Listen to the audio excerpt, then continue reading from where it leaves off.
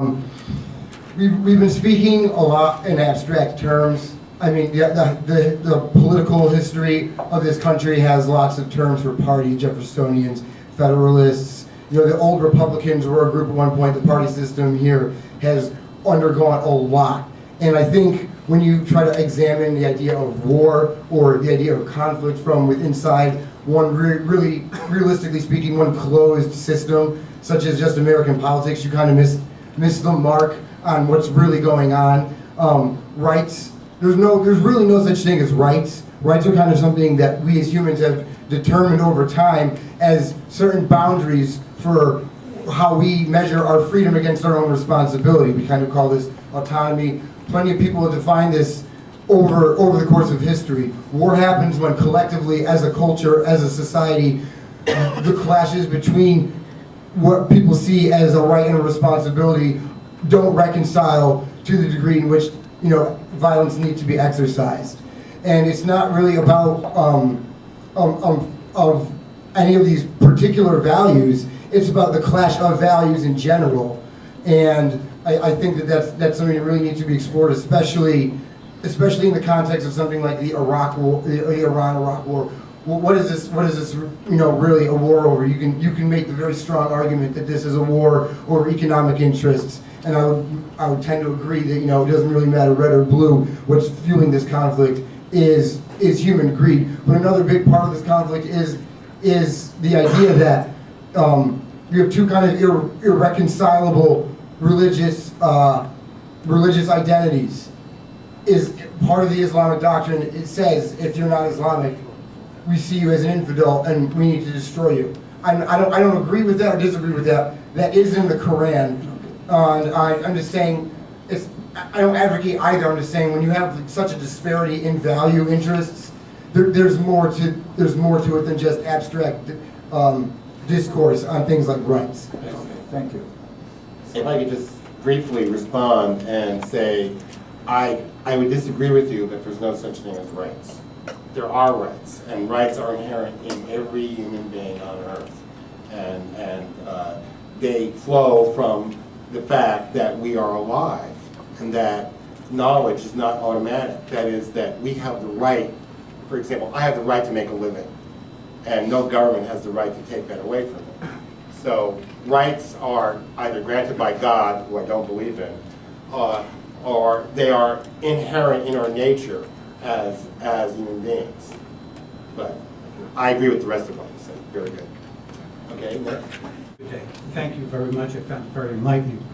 My name is Dan Domoff. I'm 64 years old. I'm from New Milford, Connecticut. I am not a veteran. I'd like to, this is not directed at you so much, it's just in general, kind of a pragmatic question. And that question is, as people have told me, I'm watching, this is a war about our survival.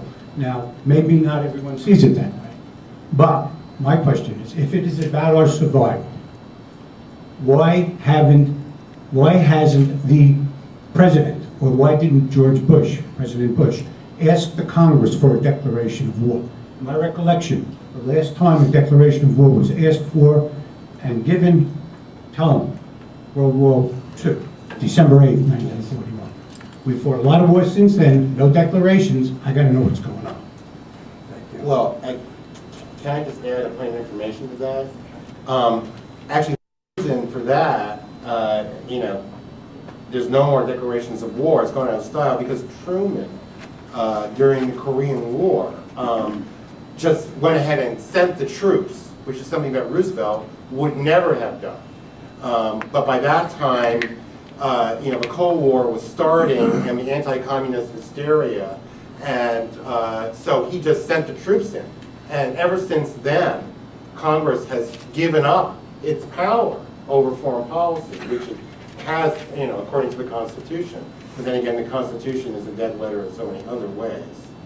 Okay. Keith? I just want to clarify a point on that, because while the Constitution says that we have to declare war, it doesn't say how we declare war.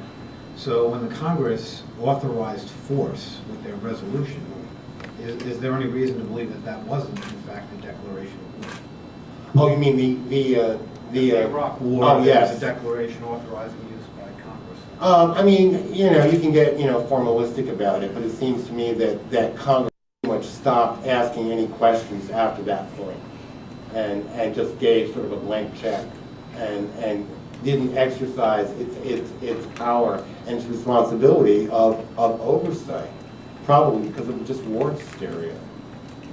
Ned? Yes, my name is Jessica Leslie. I used to be staff sergeant in the Army, and I have no desire to speak with you, sir, no offense. I just want to make a general statement.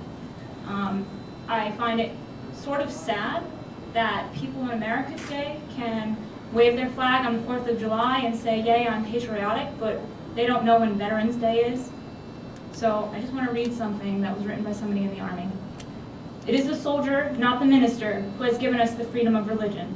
It is the soldier, not the reporter, who has given us freedom of the press. It is the soldier, not the poet, who has given us freedom of speech. It is the soldier, not the campus organizer, who has given us freedom to protest. It is the soldier, not the lawyer, who has given us the right to a fair trial. It is the soldier, not the politician, who has given us the right to vote. It is a soldier who salutes the flag, who serves beneath the flag, whose coffin is draped by the flag, who allows the protester to burn the flag. And this is a quote by Charles Michael, who was a soldier in the U.S. Army. Thank you. Thank you.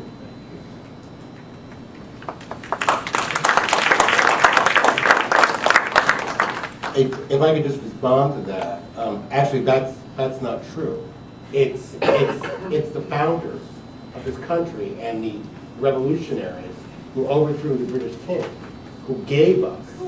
Well, excuse me, I'm speaking. Excuse me, ma'am. I mean, I know you're a soldier, but it doesn't give you a privileged status, and you don't interrupt people. Okay. Actually, it was the soldiers of the Revolutionary Army whose heirs you are, and it's a proud heritage.